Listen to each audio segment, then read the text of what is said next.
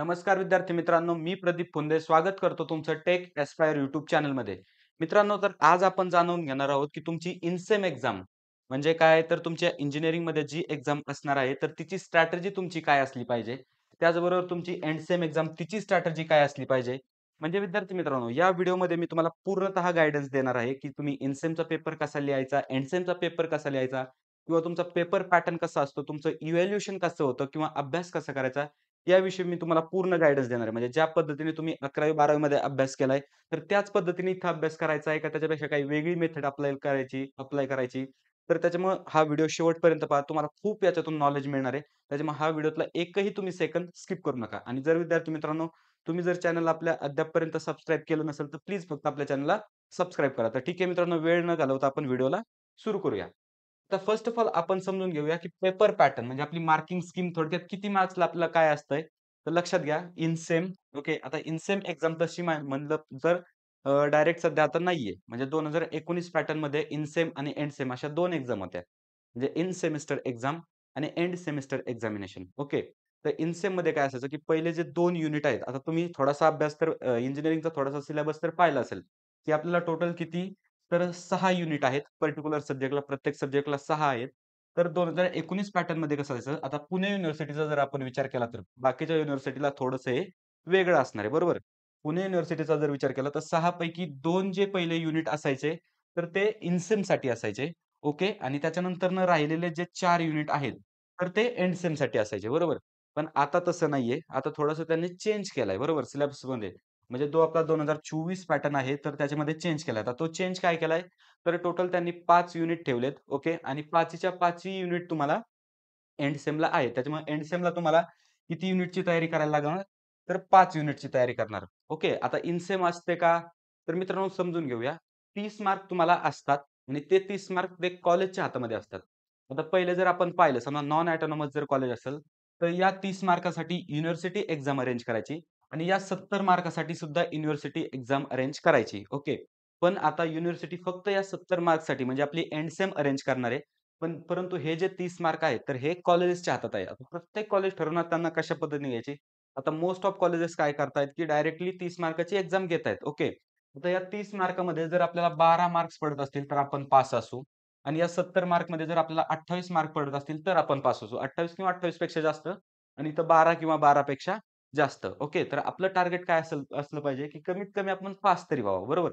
आता ज्यांना चांगला सी आणायचा आहे, समजा सी मी इथं लिहिलाय. ओके. एवढा जर सी आणायचा आहे, तर त्यांना फक्त पासिंगचं टार्गेट ठेवून चालणार नाही. ओके. त्यांच्यासाठी व्यवस्थित अभ्यास केला पाहिजे. ओके. आता तो कसा करायचा मी तुम्हाला या व्हिडिओतून सांगतो. ओके. तुम्हाला सर्वप्रथम हे तर समजलं पेपर पॅटर्न कसा असतो. आता तुम्हाला टार्गेट ठेवून चालायचं की या 30 मार्कच्या मागे न लागता कारण कॉलेज हे पहा पासिंग मार्क्स देणार आहे 30 पैकी. पण आपल्याला महत्त्वाचे आपलं टार्गेट आहे की 70 मार्क्सची जी इनसेम आहे, तर त्या 70 मार्क्सची जी एंडसेम आहे, तर त्याच्यामध्ये आपल्याला जास्तीत जास्त स्कोर करायचा आहे. जेणेकरून आपला सी-जी-पी-ए 9.5 याच्या पुढे जाऊ. आता सी कशासाठी इम्पोर्टंट आहे? तर तुमच्या प्लेसमेंटसाठी. बऱ्याचशा ज्या कंपनीज असतात, चांगलं जे पॅकेज देतात, ज्या कंपनीज असतात, ड्रीम कंपनीज असतात, तर त्या कंपनीज क्रायटेरिया लावतात. असेल, हा क्रायटेरिया कंपनी लावतात. त्याच्यामुळे आपला हा कमीत कमी तुम्हाला सांगतोय 8च्या तर पुढे पाहिजे आणि जास्तीत जास्त समजा एक बेस्ट एक्सलंट असेल, तर समजा 9.5 किंवा 9.2 याच्या पुढे तुमचा पाहिजे म्हणजे पाहिजे. तर त्यासाठी हा व्हिडिओ पहा. याच्यामधून तुम्हाला मी कशा पद्धतीने अभ्यास करायचा किंवा मी कशा पद्धतीने अभ्यास करत होतो, तर ते मी तुम्हाला सांगतो. आता लक्षात घ्या. आता आपण क्वेशन पॅटर्न बघू. म्हणजे थोडक्यात तुमचा क्वेशन पेपरचा पॅटर्न. तर लक्षात घ्या, समजा युनिट 1 असे तुम्हाला किती युनिट असणार आहेत? तर 5 युनिट. बरोबर. असे किती युनिट असणार आहेत? 5 युनिट. आता इथं युनिट 1 साठी आपण घेतलंय. तर पेपर पॅटर्नमध्ये क्वेशन 1 आणि क्वेशन 2 हे एकमेकांना काय असणार आहेत? ऑर. म्हणजे आयदर तुम्ही क्वेशन 1 सॉल्व्ह करू शकता किंवा तुम्ही क्वेशन 2 सॉल्व्ह करू शकता. पण लक्षात ठेवा, इथं काय आहे, जर तुम्ही क्वेशन 1 जर सिलेक्ट केला, तर तुम्हाला ए, बी आणि सी हे 3 उपप्रश्न, सब क्वेशन तुम्हाला सॉल्व्ह करावे लागतील. आणि जर तुम्ही क्वेशन 2 चा जर विचार केला, समजा क्वेशन 2 जर घेतला सॉल्व्ह करायला, तर ए, बी, सी हे त्याचे 3 करायला लागतील. म्हणजे असं जमणार नाही, की तुम्ही क्वेशन 1 मधला ए केला आणि क्वेशन 2 मधला बी आणि सी केला. असं बिलकुल जमणार नाही. जर तुम्ही असं लिहिलं, तर ज्याच्यामध्ये तुम्हाला जास्त मार्क्स असतील, क्वेशन 1 किंवा क्वेशन 2, तर तो तुमचा कन्सिडर केला जाईल. पण तसं बिलकुल करायचं नाही. सगळ्यात पहिले आपल्याला काय करायचं, की कोणता आपल्याला सॉल्व्ह करायचा आहे क्वेशन. ओके. आता सगळ्यात पहिले दोन्ही क्वेशन तुम्हाला पाहायचेत. याच्यापैकी कोणत्यातलं तुम्हाला जास्त येतंय ते तुम्हाला पाहायचंय. ओके. जर समजा फॉर एक्झाम्पल मला ए आणि बी येत असतील क्वेशन 1 मधले आणि सी थोडासा येत असेल, म्हणजे जास्त नाही पण एक थोडासा येत असेल आणि याच्यामध्ये ए आणि बी परफेक्ट येतात, पण सी बिलकुल येत नसेल, तर मी कोणाकडे जाणार? ऑब्व्हियसली क्वेशन 1 कडे जाणार. तर या पद्धतीने तुम्हाला पूर्ण क्वेशन पेपर एनालिसिस करायची. ओके. इनसिमची असो, एंडसिमची असो आणि त्याच्यानंतरच तुम्हाला सॉल्व्ह करायचंय, बरोबर? त्याच्यानंतर आता क्वेशन पॅटर्न तर तुम्हाला समजला या पद्धतीने समजा असणार. युनिट 1 साठी दिलंय, तर हेच 5 बऱ्या असणार पुढं. ओके. म्हणजे युनिट 2 साठी, युनिट 3 साठी, युनिट 4 साठी आणि युनिट 5 साठी 2024 पॅटर्नमध्ये, बरोबर? आणि त्याच्यानंतरनं आता क्वेशन्स किती मार्क्ससाठी असणार? पूर्ण आता समजा 70 मार्क्स आहेत. तर 4 ते 7 मार्क्स असणार. ओके. काही क्वेशनला 4 असणार, काहीला 5 असणार, काहीला 7 मार्क्स असणार. त्या अकॉर्डिंगली तुम्हाला ॲन्सर लिहायचं. म्हणजे 7 मार्क्सचं जर क्वेशन असेल, तर तुम्हाला 4 आणि 5 ओळी किंवा 1 पेज लिहून होणार आहे का? नाही होणार.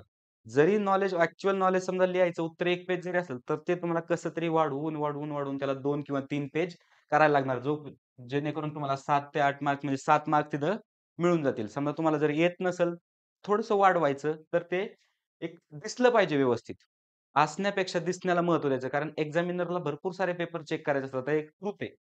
युनिव्हर्सिटीचं हे ट्रुथ आहे. युनिव्हर्सिटीमध्ये जे कॉलेजेस आहेत किंवा जे विद्यार्थी सध्या शिकतायत ना, तर त्यांना माहीत असेल ना, की कसं पास व्हायचं किंवा कशा पद्धतीने पेपर लिहायचा. ओके.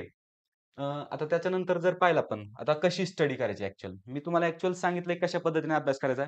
पण लक्षात घ्या, इंजिनिअरिंगमध्ये तुम्हाला बरेच जण बोलतील, की रेफरन्स बुक यूज कर. माझं तुम्हाला ॲक्चुअल ओपिनियन असेल, की 4 वर्षामध्ये मी रेफरन्स बुक कसं असतं ते सुद्धा पाहिलं नाही. त्याच्यामुळे रेफरन्स बुक पाहू नका. रेफरन्स बुक म्हणजे काय?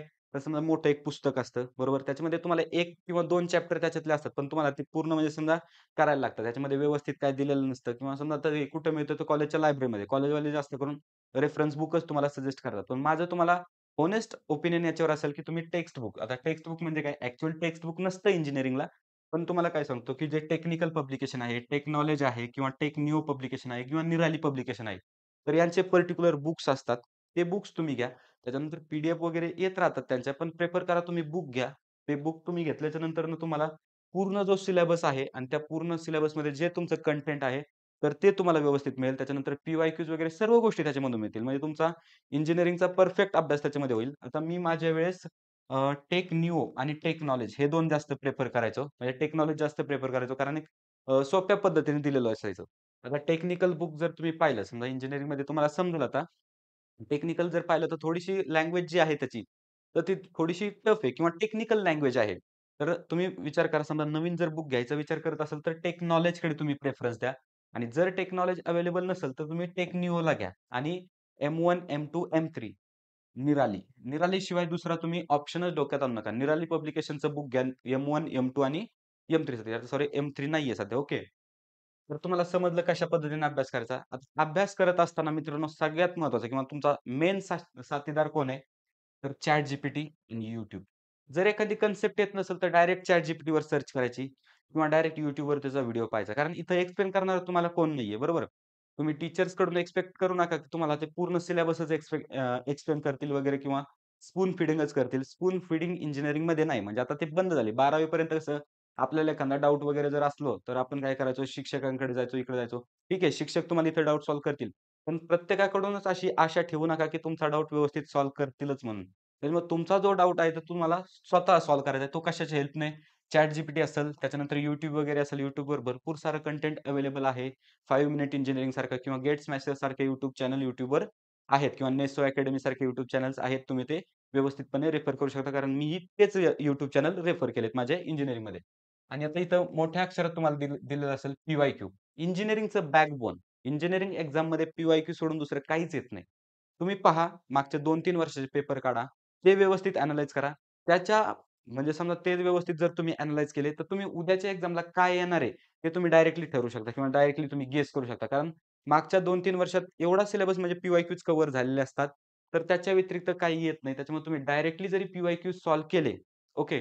डायरेक्टली जरी समजा प्रिव्हियस इयरच्या समजा 3 वर्षाचा जर क्वेशन पेपर काढल्या, 3 वर्षातनं जर व्यवस्थित तुम्ही जर सिलेबस पाहिला किंवा समजा जे क्वेशन आहेत ते व्यवस्थित एनालिसिस केले, त्याचे जर ॲन्सर लिहिले, तर 100% तुम्हाला चांगले मार्क्स पडणार. कारण इंजिनिअरिंगमध्ये पी-वाय-क्यू सोडून बाकी काही येत नाही.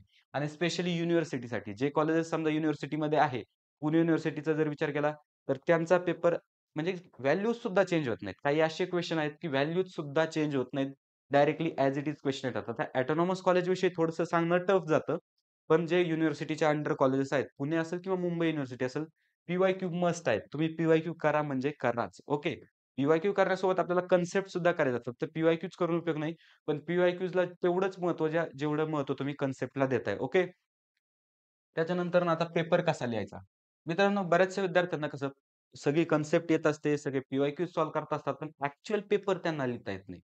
पेपर लिहिण्याच्या काही मेथड असतात मित्रांनो. तर मी सांगतो पेपर लिहिण्याच्या काय मेथड असतात किंवा 4 वर्ष मी कशा पद्धतीने अनुभव घेतला. आता फर्स्ट इयरमध्ये मलाही पेपर लिहिता येत नव्हता. बरोबर. पण नंतर फर्स्ट इयर झालं, सेकंड इयर झालं. थर्ड इयर, फोर्थ इयर नंतर किंवा सेकंड इयरच्या अर्ध्यापासून पेपर लिहिण्याची एक प्रॅक्टिस मला समजली. म्हणजे कशा पद्धतीने तुम्ही पेपर लिहू शकता. हे बघा मित्रांनो, मी पहिल्यांदा काय चुकी करायचो पेपर लिहिताना, की जे पुस्तकात आपल्याला ॲक्चुअल आहे ते पाठ करायचो आणि त्याच्यानंतर तेच लिहिण्याचा प्रयत्न करायचो. स्वतःच्या मनाचं त्याच्यामध्ये काही ॲड करत नसायचो. पण लक्षात ठेवा, इंजिनिअरिंगमध्ये तुमच्या स्वतःच्या मनामध्ये किंवा तुमच्या स्वतःनी लिहिलेलं जे ॲन्सर आहे, ते जास्त प्रायोरिटेबल आहे.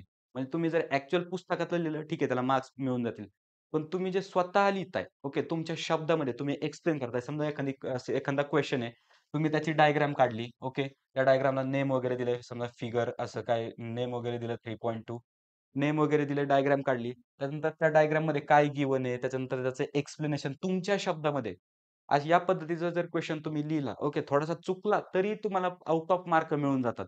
त्याच्यामुळे काय करायचं तुमच्या शब्दात तुम्ही एक्सप्रेस व्हायला शिका, ओके, पेपरमध्ये. तुम्हाला ज्या पद्धतीने येतंय त्या पद्धतीने लिहा. फक्त एवढंच आहे की इंग्लिशमध्ये लिहायला लागेल. ठीक आहे, थोडा इंग्लिशचा सराव वगैरे करा आणि जास्त काही हार्ड नाही तुम्हाला होऊन जाईल व्यवस्थित.